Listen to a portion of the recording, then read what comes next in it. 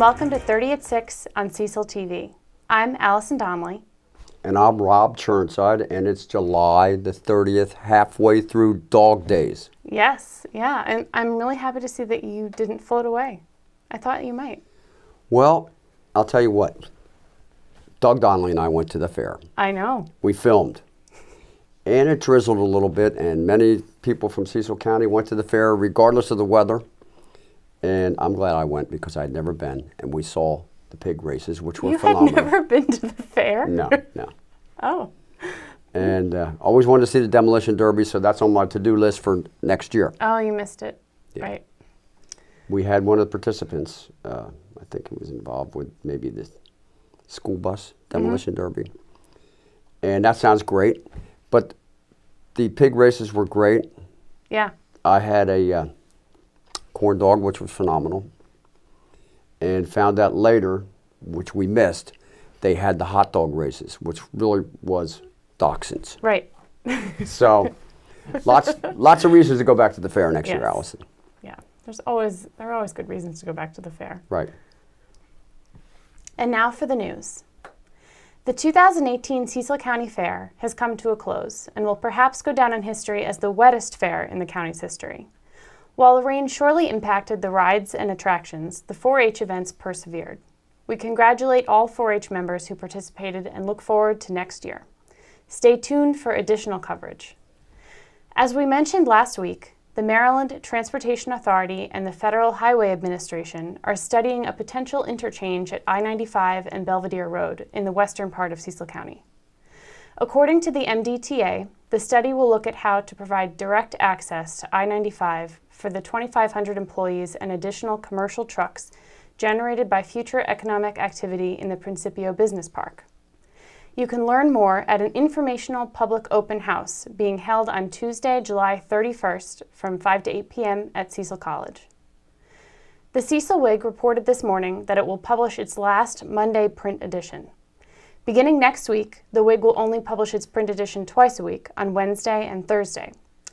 In an editorial earlier this month, David Fike, president of the Whig's parent company, Adams Publishing Group, attributed this change to the tariffs on newsprint imported from Canada. According to Fike, this tariff would add nearly $500,000 annually in added expenses. The decision to stop printing a Monday paper will help offset these costs, which impact the Whig and many other American newspapers. At last Tuesday's County Council work session, Public Works Director Scott Flanagan and Finance Director Lisa Saxton introduced the proposed new sewer fees that would take effect on October 1st of this year. If the proposed rate structure is approved, users will see increased fees over the next 3 years. Historically, the cost of operating and maintaining the county's wastewater infrastructure has been supplemented by the general tax funds. However, continued use of general tax funds puts the county's bond rating at risk, which would make borrowing for capital projects more expensive. Increased fees over time will enable the wastewater system to pay for itself. We'll be back after these messages. I'm home! Wow, it's hot in here. Grandma says call the Moon Man. Moon Man, the AC is out and my family is melted! At your service! There you go! Mission accomplished! Thanks, Moon Man! The house is nice and cool again. Moon Man, you're awesome. You're welcome! Just go to moonairainc.com. For out of this world service, moonairainc.com. Hi, I'm Dr. Sam Charles. For 30 years, I have been practicing functional medicine and gentle chiropractic. Elkton Chiropractic Neurology is dedicated to enhancing whole body rejuvenation, whether or not you are afflicted with injury or disease. We utilize a structural, neurologic, metabolic, nutritional, and energetic approach to restoring your body to its full potential. After coming to Dr. Charles, I'm better than I was before. You deserve to feel good and to have an active lifestyle, so why not call Elkton Chiropractic Neurology today?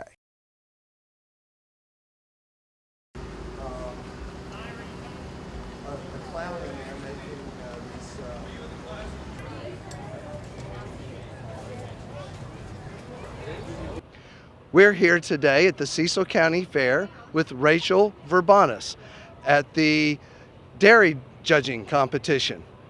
Hello, Rachel. Hi, how are you? Fine, thank you. Sunlight today. Yeah, it's better than the other couple of days that it's been raining all day. It has been wet at the fair this year. It has been. Tell us about your cow. I actually have two. I have a almost 2-year-old. She is pregnant. She's due in November. And I have a 5-month-old. Her name's Luna. The 2-year-old, her name's Marlin. Uh-huh. Yeah, and they did very well, in my opinion. I think for my second year showing, I think they did pretty well. You'll have to be back in the ring in a moment? Yes, I will be. That's pretty exciting. Yeah, I'm still kind of nervous, but you know. And hanging out. you keep your cows where? At the Millers, that's Chesapeake Golden. Nice. How long you been involved with 4-H? About 6 years now, I believe. And always with cows? No, this is actually my second year doing cows. Uh-huh. I helped out before. I was actually registered to work with cows, and then so I kind of got the hang of it. But then when I actually got registered, I was able to work with them and walk them because for safety purposes, I have to have, you know, confidentiality to be able to work with the cows on my own. Right. Well, that's pretty exciting. Is this your last year in 4-H? Yes, I'm a senior, and I actually age out of being in 4-H, so. But you can stay involved. Yes, after 4-H, I will be able to volunteer, but not actually be in 4-H. I'll be able to volunteer and help out all the other 4-Hers. That's great. Thanks so much for chatting with us today. No problem. Thank you for letting me chat with you guys. Thanks.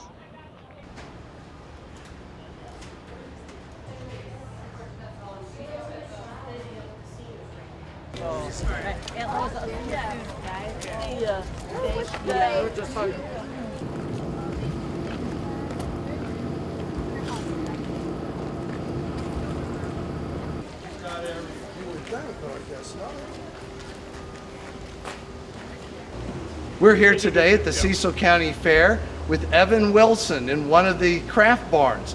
Evan, tell us what's going on here at the fair today. The cow show's going on, and the demolition derby is starting. Yeah, it's a lot cooler in here though, isn't it? Yeah. Tell me about some of the entries that you've placed here. Well, I got second with my gourd animal, Uh-huh.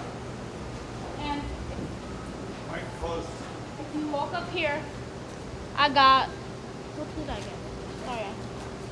I got third with my eggery. An eggery. What all does that include? Well, it can use anything, but it has to use real eggs as one of the one of the ingredients, I guess you'd say, in it. This is another one of your ribbon winners, isn't it? Yes, I got second. This is the painted on slate. So, Yeah. this is the painted on slate. And what's on it? Well, I drew a crab. Well, I painted a crab, 2 crab mouths, and the Maryland initials. Right. And that won second place? Yes. Good for you. What else is here in this barn? Well, it's not just the crafts. There is also woodworking, which is about like cabinets and shelves. And then there's electrical stuff like the clocks and the generator. Sorry. And then you can also enter jams and jellies and butter spreads and stuff like that. Right. Fascinating. Thank you so much, Evan. Yes. Just your shoes, just your bootsies. Your feet can't be. That's right. We're here at the Cecil County Fair today interviewing one of the vendors in the big barn. Tell us about your display. Yes, my name is Chastity Rice with LuLaRoe Chastity Rice. I'm set up here to display women's, kids, and men's clothing that LuLaRoe produces, and we're independent retailers for the company. It is really colorful items. What's this here to your left? This is an Amelia dress. This is one of our more elegant dresses. It has the box pleating, and it actually has pockets. And then we have an overlay of a joy vest, which helps accent the piece.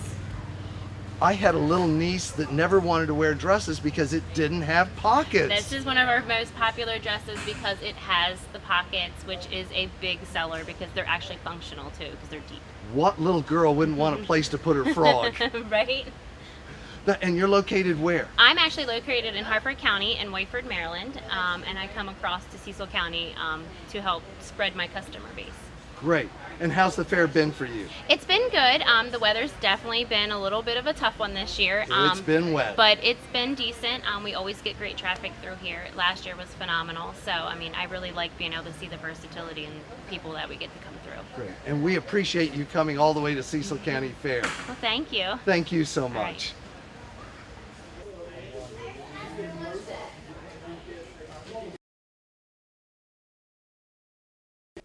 Welcome back to 30 at 6.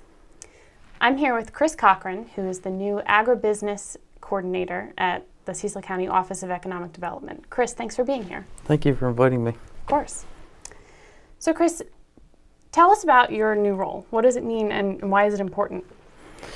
My new role as agribusiness coordinator, I need to help businesses thrive in the agritourism industry or agribusiness industry here in the county. And my biggest goal is to try to get consumers in touch with producers, whether it's going to a restaurant and ordering a steak that was grown right here in the county, or connecting consumers with local wineries, breweries, creameries, things like that they can enjoy a night out, take the kids to, stuff like that. But working with the producers and coordinating maybe events on how they can better market, or maybe how they can, better serve their community is really what I want to get to. And do you think part of that is also making consumers more aware that the foods that they're eating and wines that they're consuming are coming from local farms? Absolutely, 100%. That is one of our biggest things. We've got a couple different avenues to try to, get the word out there. Everybody these days seems to be using technology, social media, looking at a smartphone. And I think that really is the window into Cecil County's agriculture to help people understand, what does a squash plant look like, a tomato plant, what goes on inside of a beehive. So things like that is, using technology is how I want to connect producers and consumers. Cool. So I want to talk a little bit more about the farms themselves, but first, what is your background? I'm a local. I live in Chesapeake City. I started out at Chesapeake City Elementary all the way up to Bohemian Manor High School. I went to Frostburg State University. I got degrees in wildlife and fisheries biology, Cool. Minors in forestry, geography, and general bio. It doesn't sound very ag-related, but I took classes in animal physiology, plant physiology, soils, and I think that I can have a better conversation with producers in the county because of my education. Currently, I have a growing operation on my parents' farm. I planted 3 acres of strawberries in the fall of 2016. Nice. I've got several honeybee hives. We just had an 830-pound harvest. So I'm in the game of growing, and I think it's important when I talk to people, hey, I understand. That you can relate, yeah. Yeah, I had a 20-minute hailstorm this year that wiped out our season for strawberries. Gosh. Done. Wow. That fast. But, having that as my background makes it easier to talk to people. But I live in Chesapeake City. I've got 2 small children, another one on the way. And a puppy. And a puppy. It's exciting times. It's great. So. Okay, so in addition to corn and dairy farms that we all are familiar with, what other kinds of farmers do we have in the county? We have one of the largest mushroom operations in the country, right in Warwick. Right. We have, some egg layer or, layer operations for eggs and stuff like that. Poultry's working its way into the county. Wineries, breweries, the list goes on and on. It's a very nice diversity to work with. Yeah. Before this job, I worked in Queen Anne's County as a soil conservation planner, and it wasn't as diverse. And I don't want to say the work got boring, but it was chickens, grain, and a couple dairies. And here, there's so much going on, and there's a lot of small operations in such a big area. And we have beer. Yes, we have beer. It's wonderful. I think there's 5 microbreweries total open in the county. Yeah. So there's a lot that goes on here. You can come here and buy a steak and a beer all grown in the county. It's great. What are farmers' issues? What kinds of concerns do they have and that they may bring to you? I've had people come to me, pick up the phone and call me, hey, the dairy industry is not going to survive. We've got to get smart. We've got to direct market. Here's our ideas on how to direct market. We're thinking about, doing a cream line, whether it's sour cream, yogurt, cheese, stuff like that. And then they want to know, okay, we have an idea how to do this. Maybe they need funding. Maybe they need me to get in touch with the Office of Milk Control under the Department of Hygiene. I didn't know that was even there. I thought it'd be under MDA, Maryland Department of Agriculture, and it's not. But they come to me when they have challenges, and I like to pick up the phone and talk to other agencies to help get problems solved. I tell people, I'm not going to have all of your answers, but hopefully by the end of the day, I will have someone that you can talk to. Right, so you're an advocate for them. Yes. So how are farms doing? How's business? Business is up in the air right now because, people don't know where the tariffs are going. Milk prices are on their third year of being very low, and everybody just sees, this agritourism as a way to kind of escape some of that, right. Or at least diversify. We live in, I think, the 5th most densely populated state in America. We're between Philadelphia, Baltimore, D.C., Annapolis, Newark, Wilmington. There's a lot of people around. Yeah. So there's a lot of people that come through Cecil County, and, maybe they're looking for something to do, jump off the highway, check things out. So I think that's how a lot of producers think that they can, save the farm, is getting right to the people. Right. So. Cool. Well, we'd be happy to have you back to talk about these issues more in depth. And so congratulations on your new position and good luck. Thanks. I appreciate it. Thank you.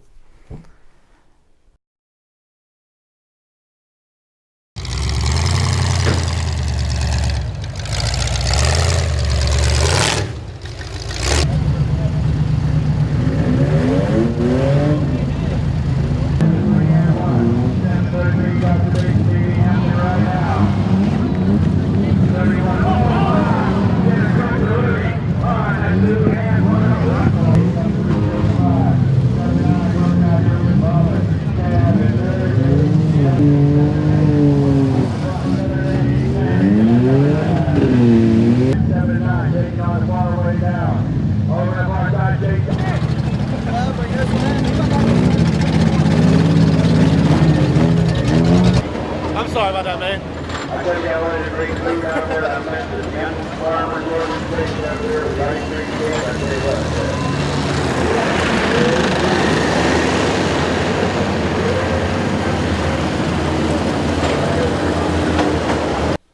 Welcome back to 30 at 6. I'm here with Jean Marie Kelly. She's the Community Benefits Coordinator at Union Hospital.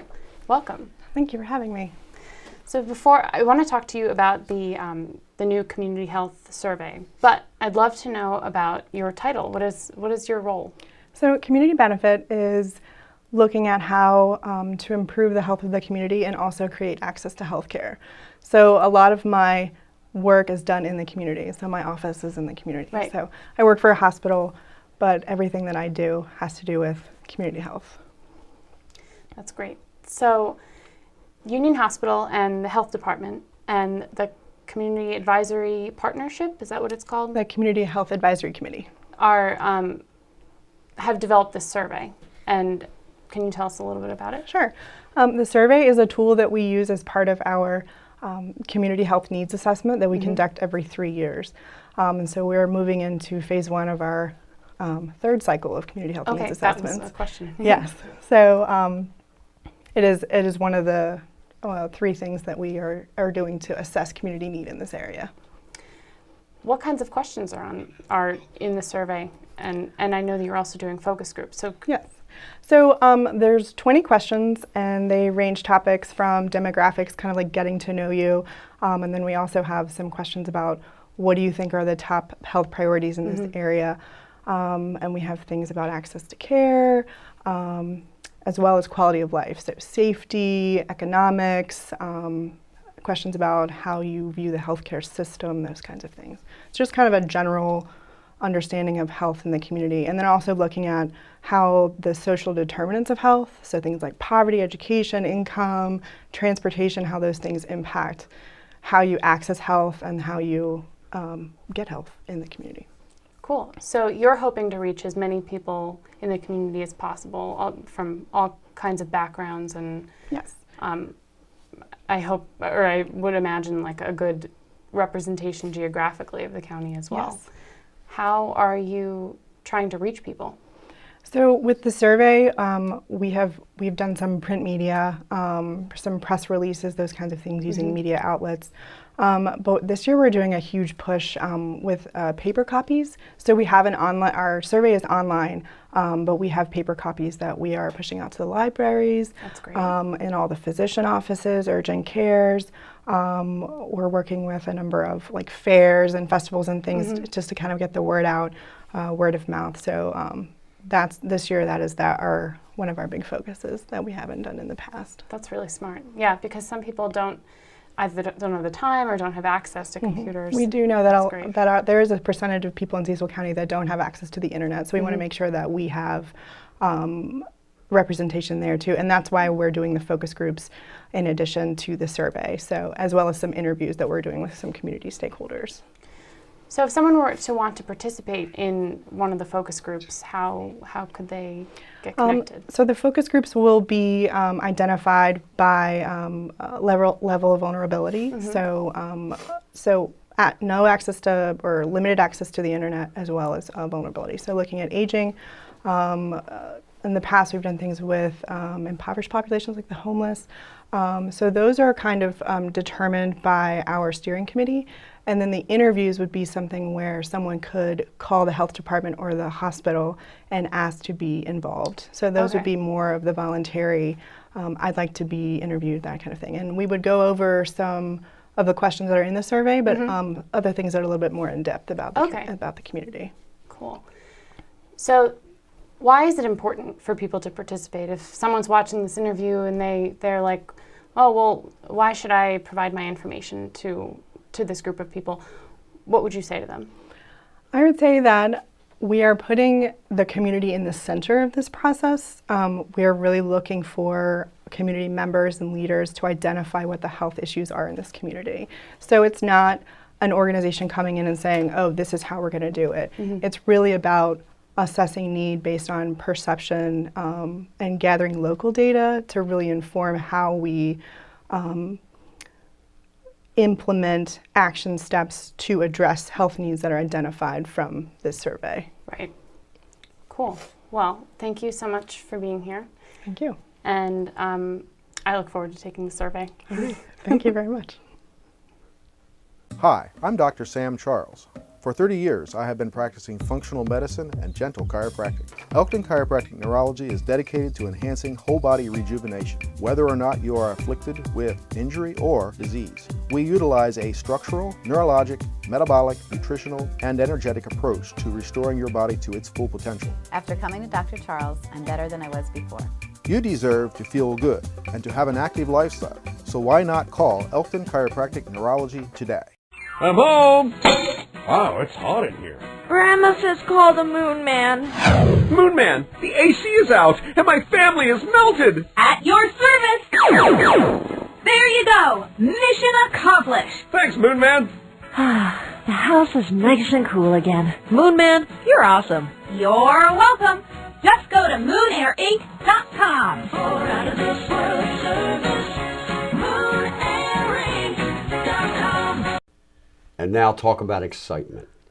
My good friends Sheila Murphy and Tammy Rapposelli are going to tell us all about the 55 plus Healthy Lifestyle Expo. We're excited to be here. Well, let me see. Let my old eyes check that out. Take a look. Sheila, how did you get involved with your agency in this? I joined Cecil County government as the community wellness chief just under 2 years ago, and part of the responsibility was to join Tammy and the staff at Cecil College as a representative from the Department of Community Services to put on the annual Cecil County Expo. So this is our 16th year, and Tammy actually has been part of it from the very get-go, which is truly an accomplishment. So all 6 divisions in the Department of Community Services participate in providing this health education, disease promotion, resource availability opportunity for people 55 and older, or their caregivers who might need some additional supports or information. And Tammy, you and I were talking earlier. Yes. And your agency is obviously the college. Correct. I'm with the Lifelong Learning Department. I'm the Program and Event Coordinator. And you were showing me the list, the menu of things. There's Yes. just a wide variety of activities and learning opportunities. There's 17 breakout sessions throughout the day, from at 9, 10:15, and 1:15. And during lunchtime, there's a medical panel speaking. We have a new component this year where our more than 300 individuals who will be attending break into 2 groups for their lunch sessions. One group will be joined by 3 expert specialists from Union Hospital, one in gastroenterology, one in endocrinology, and one in orthopedics. All significant issues for our 55-plus population. Right. They'll be talking about current trends, facts, resources, and then have a little time for Q&A during the lunch time. So each group will get to meet with the panel of experts. And you mentioned lunch. It's included in the registration at the low cost of $8. $8. Yeah. Lunch is being catered by Cafe Gelato. We've been using them for quite a few years now, very popular. We'll have 45 vendors right now, and we still have a few tables left. We're waiting to hear from a few vendors, and of course we have opportunity for anybody else to contact us and see if they want to, vendor with us for this year. And your $8 also gets you a massage if you want it? We do have somebody who is doing, we have a new vendor, Kennedy Health Pain Relief and Wellness. They're doing a rapid release therapy massage. That's great. Yeah. That's great. and in just a couple of years, I'll qualify. Do you let underage people in there? We do let underage people in there, yes, absolutely. Because they might be caregivers. Well, that's it. We have a huge number of caregivers in our county of all ages. And to be able to offer this at low cost in a local, community-based location with so many experts from our area and surrounding areas coming in to support this program. It starts at 8:15 with registration, concludes at 2 p.m., and it is quite a full day of education, great socialization, meeting and seeing people that you might not have seen for a while, and then leaving. Every individual who attends gets an expo tote bag. This year they're tangerine in color, filled with free giveaways, free information, and other resource items they've picked up. So most people leave for under $8 with a great lunch from Cafe Gelato and a lot of materials. That sounds great, and I just happen to have a little card right here. We had over 300 people attend last year. Huh? We had over 300 people attend last year. So people should reserve by calling 410-287-1078, correct? Yes. And when you register by phone, you pay as you go through the door. Is that how it works? You can register through the college and you're pre-registered, and then when you get to Elkton High School that morning, we have it set up pre-registration. We have 3 different tables, and you just look for like where your last name, like What A letters? through I, and then over here we have another table if you haven't paid yet, and then you would go and fill out the form and pay. It's the same price, $8. That sounds great. What did we miss? Anything? There are 2 other components that are really important. One is that we are focusing with the opioid issues in the county on our aging population. So we have a drug take-back event. We will have Chief Daryl Hamilton from the Northeast Police with us. He will be able to accept expired or unused medications in a safe manner. The second is Krista Gilmore and the volunteer program. We'll have 14 different organizations there that day with opportunities for volunteerism for our 55 and older citizens. So several different things going on within this large event. Yeah. Sounds phenomenal. And in order to work up an appetite for that Cafe Gelato lunch, you could do Tai Chi or Zumba. Absolutely. We have several different health, exercise, fitness demonstrations led by members that work with me in community wellness in our Healthy Lifestyle Fitness Center, and then also other community individuals who are coming in to do different demonstrations. You just might see Cecil TV there. That would be great. We would love wonderful. to have you there. Absolutely. Well, thank you both. Let's get this thing done. Thank you, Rob. Thank you for inviting us.